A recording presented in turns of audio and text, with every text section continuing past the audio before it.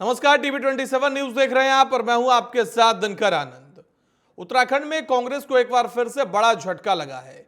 बद्रीनाथ से कांग्रेस विधायक राजेंद्र भंडारी ने पार्टी से इस्तीफा देकर बीजेपी का दामन थाम लिया। बता दें कि यह सीट पौड़ी गढ़वाल संसदीय क्षेत्र में आती है।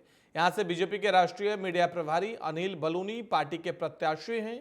राजेंद्र भंडारी की बात करें तो वो हरीश रावत सरकार में मंत्री भी रह चुके हैं। उन्होंने कांग्रेस से 2 बार और निर्दलीय 1 बार बद्रीनाथ सीट से चुनाव जीता है।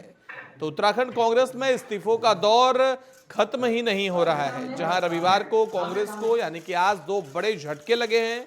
टिहरी से विधानसभा का चुनाव लड़ चुके वरिष्ठ नेता धन सिंह नेगी और बद्रीनाथ से विधायक राजेंद्र सिंह भंडारी ने पार्टी छोड़ दी है। आपको बता दें कि असदल्ली में उन्होंने बीजेपी का दामन थामा है और ये तस्वीरें उस दौरान की है जब राजेंद्र सिंह भंडारी बीजेपी में शामिल हुए। खुद मुख्यमंत्री पुष्कर सिंह धामी, केंद्रीय मंत्री पीयूष गोयल और तमाम उत्तराखंड के नेता मौजूद रहे।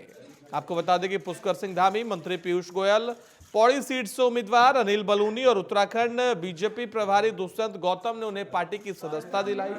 अब दर्शकों को यह भी बता दें कि आखिर राजेंद्र भंडारी हैं कौन और कांग्रेस में उनकी कितनी पैठ थी। दरअसल 2002 से 2007 तक वे चमोली जिला पंचायत अध्यक्ष रहे थे और 2007 में नंदप्रयाग विधानसभा से वो निर्दलीय प्रत्याशी के रूप में जीते और बीजेपी की खंडूरी सरकार में 2012 तक मंत्री रहे। यानी बीजेपी से इनका पुराना नाता रहा था और उसके बाद एक बार फिर इन्होंने कांग्रेस की रुख किया और उसके बाद आज कांग्रेस से मोह भंग कर एक बार फिर से लोकसभा चुनाव से पहले कांग्रेस को झटका देते हुए बीजेपी में शामिल हुए हैं।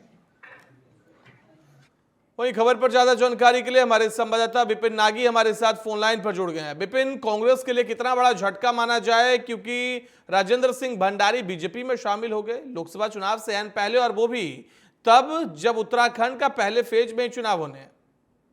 बिल्कुल दिनकर, ये बहुत बड़ा झटका है कांग्रेस के लिए और सबसे बड़ी बात आपको बताएं कि लगातार जिस तरह से कांग्रेस का सिलसिला रुकता नहीं चला जा रहा है और लोकसभा के चुनाव जो है वो जिस तरह से 19 अप्रैल को है और लगातार ये तैयारियां लगातार जो चल रही थी कांग्रेस की, कहीं ना कहीं उनका मनोबल टूट गया है और टूटता चला जा रहा है। सबसे बड़ी बात आपको बताएं, चाहे धन सिंह नेगी की बात करें या राजेंद्र भंडारी की बात करें, तो सभी तमाम जो ये कांग्रेसी बड़े दिग्गज जो चेहरे, जाने माने पहचाने जो चेहरे थे, ये अब जो है बिल्कुल बीजेपी का दामन थामते चले जा रहे हैं। ये बड़ा ही कांग्रेस के लिए बहुत बड़ा झटका साबित होता चला जा रहा है और लगातार जिस तरह से अभी चुनाव बिल्कुल अब लोकसभा के बिल्कुल वोटिंग होने वाली है कुछ समय बाद और ये आखिरी संघर्ष कांग्रेस का और सभी दलों का था, तो उसको लेकर कहीं ना कहीं जो है ये बहुत बड़ा झटका जो है कांग्रेस के लिए लगा है।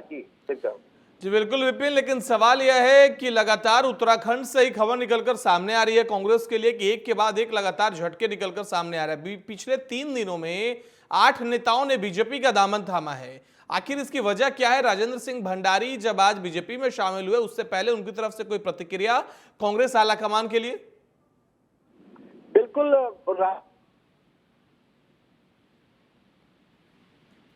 तक ऐसा कोई ऐसा नहीं कंफर्म था कि वो बीजेपी ज्वाइन करेंगे। अचानक एकदम से तब्दील हुआ और हमें जो जानकारी मिली कि लगातार जो बीजेपी के जो विधायक और जो नेता हैं, जो मंत्री मंडल के लोग हैं, तमाम जो लोग हैं वो सभी जो है लगातार किसी तरह से कांग्रेस के लोगों के साथ कांटेक्ट बनाए हुए हैं।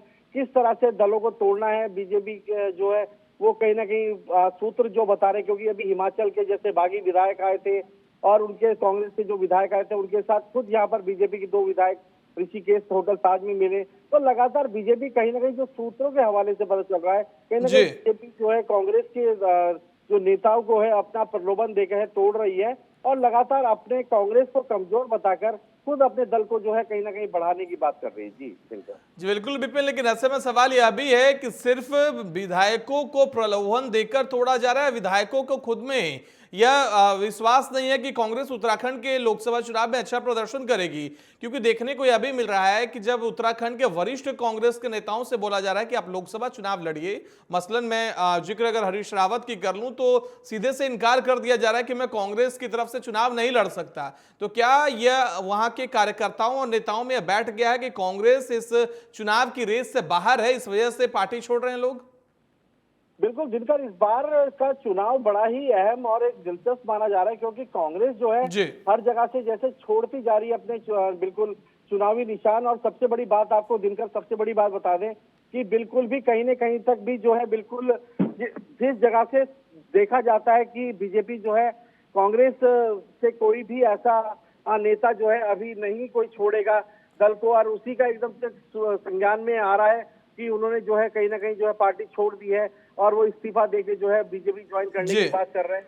ये बहुत बड़ी कमजोर कड़ी, चाहे हरीश रावत की बात करें, हरीश रावत भी इस समय चुनाव की प्रक्रिया से, जो चुनाव से एक बड़ा एक नाम सुना जाता था कि चुनाव के मामले में हरीश रावत जो है हर जगह सामने आते थे कि चुनाव, चाहे हरिद्वार सीट की बात करें, लोकसभा सीट की, तो कहीं ना कहीं हरीश रावत एक पूर्व मुख्यमंत्री और एक बहुत बड़े कांग्रेसी नेता रह चुके हैं। पर वो जिस तरह से अभी कोई भी ऐसा चेहरा सामने जो नहीं आ रहा है पूरे उत्तराखंड में बीजेपी कांग्रेस से, तो ये जी तो कांग्रेस के लिए बहुत बड़ा झटका है। और सबसे बड़ी बात आपको बताएं, कांग्रेस पे अपना एक लोगो है, लोग उन पे अपनी एक योजना थी कि चाहे ऊपर पर, चाहे दुर्गम क्षेत्रों में, वो क्षेत्र में कार्यों की बात करें या बेरोजगारी की बात करें या तमाम मुद्दे थे, फिर भी कांग्रेस का दामन जो है वो कहीं ना कहीं जो कार्यकर्ता, जो ये बड़े नेता हैं, ये छोड़ते चले जा रहे हैं। ये बड़ा नुकसान इस बार कांग्रेस उठा रही है और बड़ा झटका माना जा रहा है। बीजेपी इसका कहीं ना कहीं बहुत अच्छा फायदा उठा के चल रही है। और जी जिस तरह से ये हालात बने हुए हैं कि कांग्रेस जो है लगातार नेता जो दलों को छोड़ते चले जा रहे हैं कांग्रेस को, तो कहीं ना कहीं ऐसा ना हो कि इस बार बीजेपी की जीत जो है पहले ही पक्की हो जाए। जी जी बिल्कुल, बहुत बहुत धन्यवाद विपिन आपका हमारे साथ जुड़ने के लिए और ज्यादा जानकारी देने के लिए। बढ़ते अगली खबर की ओर। चुनाव आयोग ने शनिवार को लोकसभा चुनाव का शेड्यूल बताते हुए ऐलान किया। देश में इस बार 7 फेज में चुनाव होंगे। 19 अप्रैल को पहले चरण की वोटिंग होगी और 1 जून को 7वें चरण के लिए मतदान होना है। पहली वोटिंग के ठीक 46 दिन बाद 4 जून को नतीजे आएंगे। चुनाव के लंबे शेड्यूल को लेकर विपक्षी पार्टियों ने सवाल उठाए। टीएमसी नेता और पश्चिम बंगाल के फाइनेंस मिनिस्टर चंद्रिमा भट्टाचार्य ने कहा कि 7 फेज तक चुनाव को खींचने से बड़ी जेब वाली पार्टी को फायदा मिलेगा। कांग्रेस अध्यक्ष मल्लिकार्जुन खड़गे ने कहा कि यह चुनाव 3 से 4 फेज में हो सकते थे। 7 फेज का मतलब है कि मोदी जी को पूरे देश में घूमना है, इससे उनको प्रचार के लिए ज्यादा मौका मिलेगा। दरअसल 1952 का पहला लोकसभा चुनाव 4 महीने तक चला था। इसके बाद 2024 का लोकसभा चुनाव ही होगा जो इतने लंबे समय तक चलेगा। इस कारण देश में 16 मार्च से लागू हुई आचार संहिता तकरीबन 80 दिन तक रहेगी।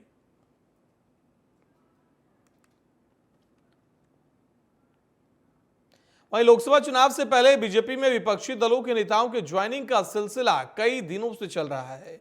सपा और बसपा के दिग्गज नेता बीजेपी का दामन थाम रहे हैं। इसी कड़ी में बीजेपी प्रदेश मुख्यालय में ज्वाइनिंग कार्यक्रम का आयोजन किया गया। सपा के पूर्व सांसद देवेंद्र सिंह यादव, सपा नेता संदीप पाल, बीएसपी के पूर्व विधानसभा प्रत्याशी अनिल पांडे सहित तमाम दिग्गज नेताओं ने प्रदेश अध्यक्ष भूपेंद्र सिंह चौधरी और डिप्टी सीएम ब्रजेश पाठक की मौजूदगी में बीजेपी की सदस्यता ग्रहण की है। बड़ा नाम, कई बार सांसद रहे और इनका इतिहास है। मैं लंबे समय से देवेंद्र जी से परिचित हूँ, परिवार की तरह हैं, हम लोग पड़ोसी भी रहे। देवेंद्र जी मृदुभाषी, सरल स्वभाव के, जनता की सेवा करने वाले और मैं कह सकता हूं कि जन जन से जुड़े व्यक्ति हैं। देवेंद्र जी के आने से हमारी पार्टी को मजबूती मिलेगी। राजू भैया एटा से माननीय सांसद हैं। अब देवेंद्र जी ने प्रण लिया है कि पूरे पश्चिम में जुट करके राजू भैया के साथ साथ जहां आपका जनाधार है, विचारधारा के आधार पर हम लोगों का जो कमिटमेंट है, माननीय प्रधानमंत्री जी का जो संकल्प है भारत को विकसित राष्ट्र बनाने का, जब देश की आजादी के 100 वर्ष पूरे होंगे उस समय तक भारत एक विकसित राष्ट्र के रूप में दुनिया के सामने आए, इसके लिए एक लंबी यात्रा भारतीय जनता पार्टी के विचार के नेतृत्व में चली। हमारी यात्रा में आज सम्मिलित होने वाले, हमारे विचार से सहमत होने वाले माननीय सांसद जी का, अनिल पांडे जी का और माननीय संदीप पाल जी का मैं स्वागत करता हूं। और निश्चित रूप से हमारे विचार के साथ जुड़कर जो माननीय प्रधानमंत्री जी का संकल्प है अब की बार 400 पार का, उस संकल्प को हम सब लोग मिलकर पूरा करेंगे। मैं माननीय ब्रजेश पाठक जी हमारी ज्वाइनिंग कमेटी के अध्यक्ष हैं। वहीं लोकसभा चुनाव की आचार संहिता लागू होने के बाद ही कांग्रेस ग्वालियर चंबल अंचल की सीटों पर अपने प्रत्याशियों की घोषणा नहीं कर पाई है, जबकि भारतीय जनता पार्टी चुनावी कैंपेन में काफी आगे चल रही है। भारतीय जनता पार्टी के प्रदेश प्रभारी भूपेंद्र सिंह यादव और तमाम बड़े चेहरे ग्वालियर चंबल अंचल का दौरा कर बीजेपी को 400 पार का लक्ष्य पहुंचाने के काम में तेजी से जुट गए हैं। वहीं कांग्रेस की बात की जाए तो कांग्रेस में गुना, ग्वालियर और मुरैना लोकसभा सीट पर अब तक प्रत्याशियों के नाम पर सहमति नहीं बन पाई है। कांग्रेस में प्रत्याशियों के चयन को लेकर मचे घमासान पर बीजेपी के प्रदेश प्रवक्ता ब्रजराज सिंह ने कहा कि कांग्रेस में अब नेता नहीं बचे हैं। इसके जवाब में पलटवार करते हुए कांग्रेस के जिला अध्यक्ष देवेंद्र शर्मा ने कहा कि कांग्रेस में नेताओं की कमी नहीं है, एक एक सीट पर 4-4 नाम प्रस्तावित है। पार्टी संगठन जैसा निर्णय लेगा उसी आधार पर नाम तय किए जाएंगे। भारतीय जनता पार्टी को चिंता करने की जरूरत नहीं है। वहीं उन्होंने बीजेपी के 400 पार के नारे के बारे में कहा कि बीजेपी कुछ भी कह सकती है, अभी उनकी सत्ता है।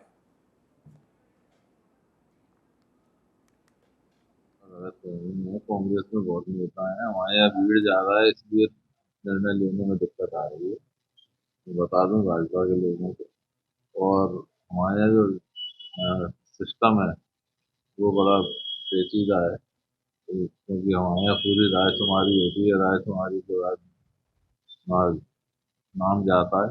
रायशुमारी में क्योंकि 4-5 नाम आ गए हैं हर जिले से, 4-4, 5-5 नाम है, इसलिए थोड़ा उसमें से निर्णय लेने में समय लग रहा है, लेकिन बहुत जल्दी निर्णय हो जाएगा। इसमें देखने लायक कुछ है ही नहीं। मैं आपको याद दिलाना चाहता हूँ कि दिग्विजय सिंह जी ने 2023 के चुनाव से पहले एक बात कही थी कि अगर हम 2023 का चुनाव हार गए तो हमें कार्यकर्ता तो मिलने वाले नहीं हैं, ना ही कोई प्रत्याशी मिलने वाले। उनकी ही बात चरितार्थ हो रही है। आप अगर देखेंगे तो कोई पेंच नहीं है, कोई भी प्रत्याशी लड़ने के लिए तैयार नहीं। रायपुर में लोकसभा चुनाव 2024 के लिए निर्वाचन आयोग ने तारीखों का ऐलान कर दिया। वहीं चुनावी तारीखों का ऐलान होने के बाद अब राजनीतिक दलों के नेता एक्शन मोड में नजर आ रहे हैं। पूर्व मुख्यमंत्री भूपेश बघेल ने कहा कि आने वाले लोकसभा चुनाव के लिए कांग्रेस पूरी तरह से तैयार है, इस बार चुनाव में देरी हुई है।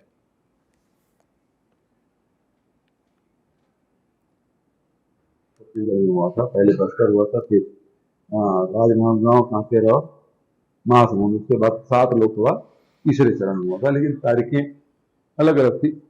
अप्रैल में ही तीनों चरण के चुनाव हो गए थे। इस समय डिले हुआ है। उस समय रिजल्ट भी पहले आ गया था मई महीने में, अभी तो 4 जून को गए। जो इलेक्शन कमीशन ने जो तय किया है तो स्वागत योग्य है, और हम ये अपेक्षा करेंगे कि निष्पक्ष चुनाव हो। जिस प्रकार से इलेक्शन कमीशन ने कहा फ्री एंड फेयर इलेक्शन होगा, हम उम्मीद करते हैं कि फ्री एंड फेयर इलेक्शन होगा। भांडेर नगर के 119वां मेला श्री राम लीला महोत्सव का आयोजन किया गया। इस दौरान नगर परिषद अध्यक्ष सुनीता रामजीवन छोटे राय ने क्षेत्र में सामाजिक उत्कृष्ट योगदान देने वाले लोगों को स्मृति चिन्ह देकर सम्मानित किया। कार्यक्रम का शुभारंभ मां काली और सरस्वती मां का पूजन कर किया गया। कार्यक्रम के दौरान नगर परिषद अध्यक्ष, उपाध्यक्ष, वार्ड पार्षद उपस्थित रहे।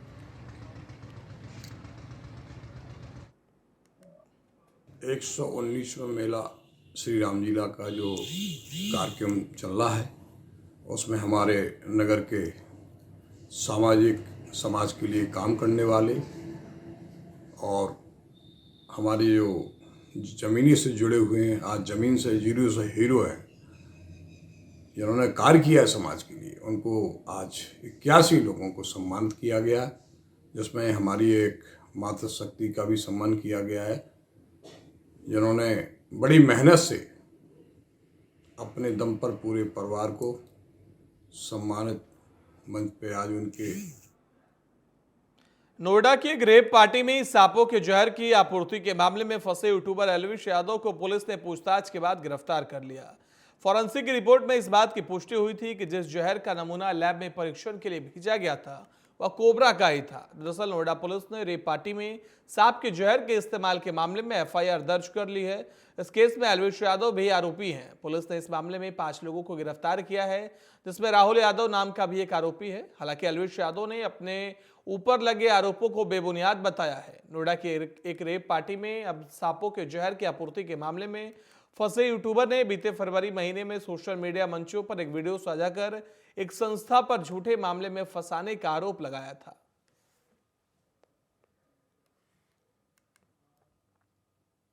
वहीं ईडी ने आज 17 मार्च को दिल्ली के मुख्यमंत्री अरविंद केजरीवाल को 2 समन जारी किए हैं। दिल्ली शराब नीति मामले में उन्हें 9वीं बार समन भेजकर 21 मार्च को पूछताछ के लिए बुलाया गया है। इस मामले में ईडी ने उन्हें अब तक 8 समन भेज चुकी है। हालांकि वे एक बार फिर भी पूछताछ के लिए पेश नहीं हुए। इसके अलावा दिल्ली जल बोर्ड में हुई मनी लॉन्ड्रिंग के मामले में उन्हें 18 मार्च को पूछताछ के लिए बुलाया गया है।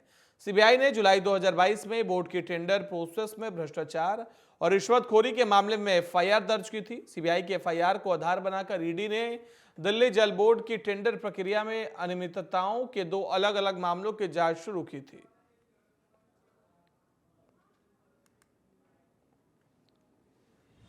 दिल्ली के मुख्यमंत्री अरविंद केजरीवाल जी राउज एवेन्यू कोर्ट में फिजिकली पेश हुए। उन्होंने ये कमिटमेंट 3 हफ्ते पहले कोर्ट को दिया था, वीडियो कॉन्फ्रेंसिंग के माध्यम से दिया था कि जैसे ही बजट सेशन खत्म होगा उसके बाद वो खुद फिजिकली अपीयर होंगे कोर्ट में। क्योंकि अरविंद केजरीवाल जी और आम आदमी पार्टी कानूनी प्रक्रिया का सम्मान करती है, तो कल की जो तय तारीख थी उस पे अरविंद केजरीवाल जी कोर्ट गए।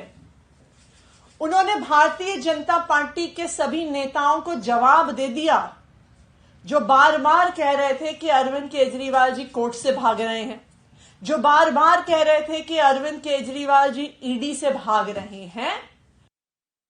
रायबरेली में पटाखा बनाने के लाइसेंसी कारखाने में धमाका हुआ। धमाके में एक युवक की मौत हो गई, जबकि एक युवक गंभीर रूप से घायल हो गया है, जिसे जिला अस्पताल में भर्ती कराया गया है, जहां उसकी हालत चिंताजनक बताई जा रही है। पूरा मामला महाराजगंज थाना इलाके के पहरमऊ गांव का बताया जा रहा है। फिलहाल पुलिस पूरे मामले की जांच कर रही है। यमो डिस्ट्रिक्ट हॉस्पिटल रायबरेली। सर, एक शिवम नाम का पेशेंट आया है, क्या है? शिवम आया है, 17 साल का है, महाराजगंज से रेफर है और बता रहे हैं उनके साथ वाले ब्लास्ट इंजरी है और लेफ्ट लोअर लेग फ्रैक्चर दिख रहा है, तो अभी उसको ऑर्थोपेडिक के अंदर एडमिट किया गया। गुजरात यूनिवर्सिटी के हॉस्टल में पढ़ने वाले विदेशी छात्रों पर देर रात हमले का मामला सामने आया। बताया जा रहा है कि झगड़े के दौरान 5 विदेशी छात्र गंभीर रूप से घायल हो गए। हमला करने वाले असामाजिक तत्वों द्वारा नारेबाजी और पथराव भी किया गया। हादसे की सूचना मिलते ही मौके पर पहुंची पुलिस ने घायलों को अस्पताल ले जाया। साथ ही मामले की जांच में पुलिस जुट गई है।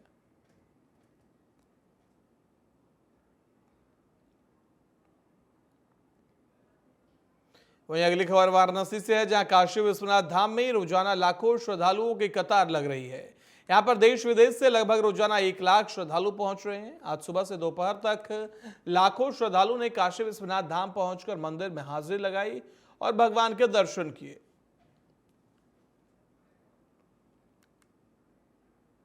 तो काशी विश्वनाथ की तस्वीरें आप देख रहे हैं, जहां रोज देश विदेश से लाखों श्रद्धालु पहुंच रहे हैं और भगवान की पूजा अर्चना कर सुख समृद्धि की कामना कर रहे हैं। आपको बता दें कि काशी विश्वनाथ में लोग लाखों की संख्या में पहुंच रहे हैं। रोजाना यहां श्रद्धालुओं की कतार लगती है और यह तस्वीरें आप वाराणसी के काशी विश्वनाथ क्या देख रहे हैं।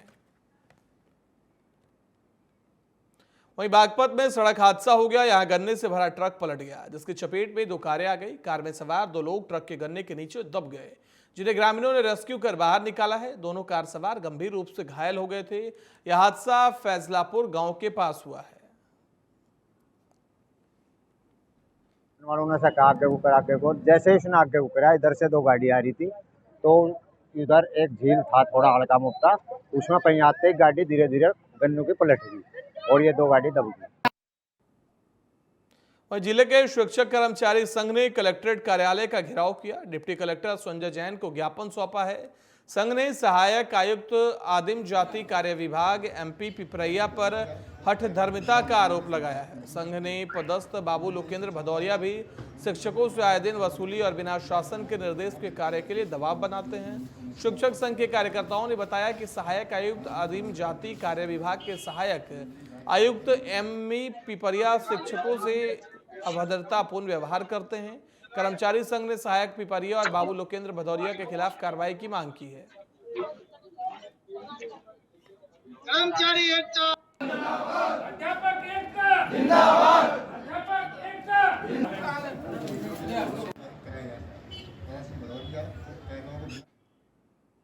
वहीं उत्तराखंड के हरिद्वार से लोकसभा चुनाव का प्रत्याशी बनाए जाने के बाद पूर्व सीएम त्रिवेंद्र सिंह रावत ने अपने राजनीतिक करियर को लेकर दिलचस्प बयान दिया। पार्टी से टिकट मिलने के बाद उन्होंने कहा कि इस वनवास के दौरान बहुत कुछ सीखा। बिना वनवास के राम राज्य की कल्पना नहीं की जा सकती।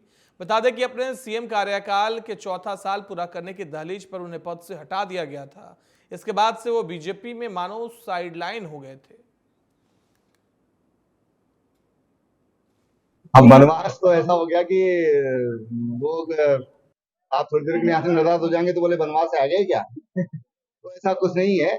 मैं समझता हूँ कि ये कालखंड ऐसा था कि एक आत्मनिरीक्षण भी होता है और समझने का भी मौका होता है। अगर राम राज्य की हमने कल्पना की है, हमारे देश में अगर राम राज्य की बात की गई है, तो भगवान राम ने 14 वर्षों तक जो वनवासियों के साथ वनों के बीच में, प्रकृति के बीच में जो कुछ सीखा, वो आज राम राज्य का उदाहरण दिया जाता है। तो मैं समझता हूँ कि मुझे बहुत कुछ सीखने को मिला इस दौरान और उसका अनुभव आने वाले समय में मैं दे सकूंगा। गौकशी की सूचना पर छापेमारी करने गई पुलिस टीम पर गौ तस्करों ने हमला कर दिया, जिसमें एक सिपाही गंभीर रूप से घायल हो गया। वहीं जवाबी कार्रवाई में एक गौ तस्कर के पैर में गोली लगी है। जानकारी के अनुसार देर रात करीब 1 बजे गंगनहर पुलिस को सूचना मिली कि सोहलपुर गाढ़ा गांव स्थित एक खेत में गौकशी हो रही है। सूचना के बाद पुलिस ने मौके पर छापेमारी की, लेकिन पुलिस को देखते ही गौ तस्करों ने पुलिस पर फायर कर दिया। पुलिस ने जवाबी कार्रवाई शुरू की तो एक के पैर में गोली लग गई। दोनों घायलों को उपचार के लिए सिविल अस्पताल भेजा गया है।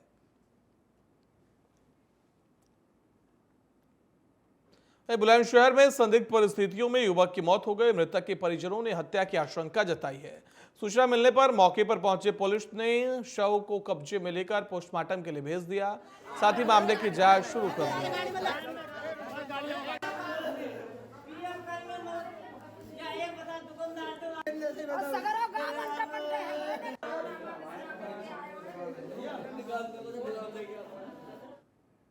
वहीं उधर कांग्रेस कमेटी उत्तर प्रदेश के महासचिव प्रकाश प्रधान फर्रुखाबाद पहुंचे। अधिसूचना जारी होने के बाद प्रकाश प्रधान फर्रुखाबाद पहुंचे थे। प्रदेश महासचिव कांग्रेस नेता सलमान खुर्शीद की वकालत की और इंडिया गठबंधन की तरफ से सलमान खुर्शीद को फर्रुखाबाद में टिकट दिए जाने की मांग की। बता दें कि सलमान खुर्शीद कांग्रेस के कद्दावर नेता हैं। बता दें कि कांग्रेस 17 सीटों में से एक सीट फर्रुखाबाद बदलने के लिए तैयार है। आरोप है कि समाजवादी पार्टी गठबंधन के बाद भी कांग्रेस के पदाधिकारियों का अपमान कर रही है।